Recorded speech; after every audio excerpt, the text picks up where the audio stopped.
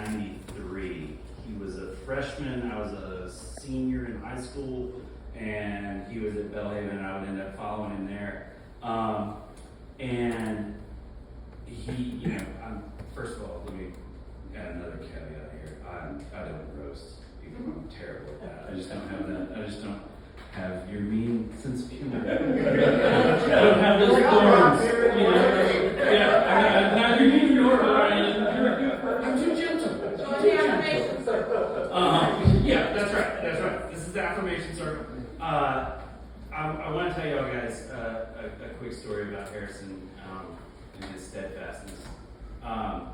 The first time I ever went backpacking, this was something that, Harrison, despite, a lot of the things that he said in his first book, was a much more accomplished outdoorsman than me.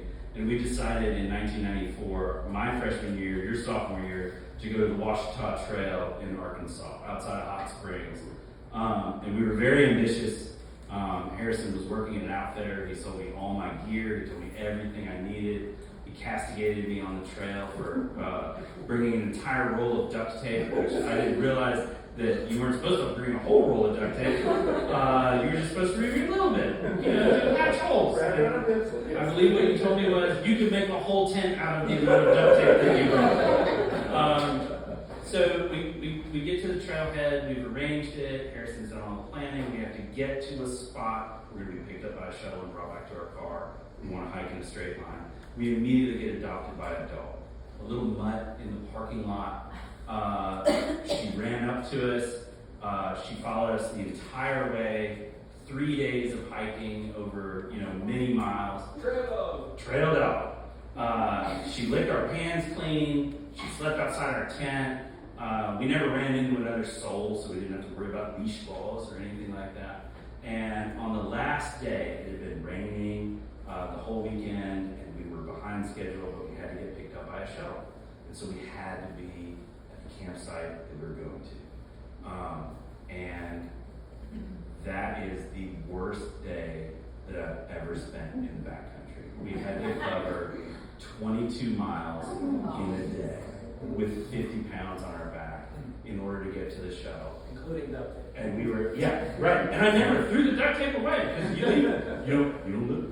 You can throw it. Brought it in, you pack it out. Never even opened it. Finished that trail unopened duct tape. I've got a blister the size of a $50 on my foot. I'm just dying. We're hiking. It's the last day. We're hiking by headlamp. I'm not gonna make it. And I just sit down, and Harrison's like, "We gotta get there. We gotta get there." And I'm like, "Sleepy, man." And he's like, "I'm gonna go, and when I get to the campsite, I'm gonna blow this whistle, and you're gonna come meet me." I'm like, "Okay." And he keeps hiking, and I'm sitting on a log, and I watch the dog that's been our faithful friend for 3 days do the math and look at him and look at me and look at him and look at me, and she goes with him. And as I sat there for the next 10 minutes wondering if it's going to hurt to be absorbed by the Arkansas wilderness and just become part of the woods, I hear a whistle. And the first thing I think is he lying? Or is he there?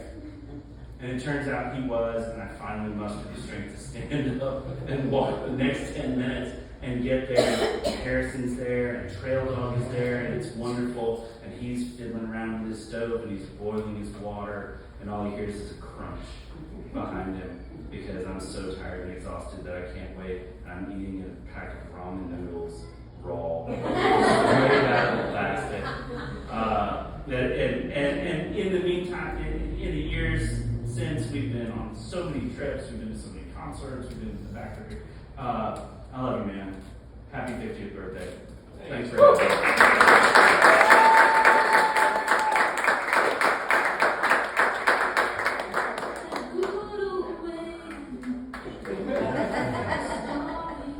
Wow. How about another round of applause for Ryan?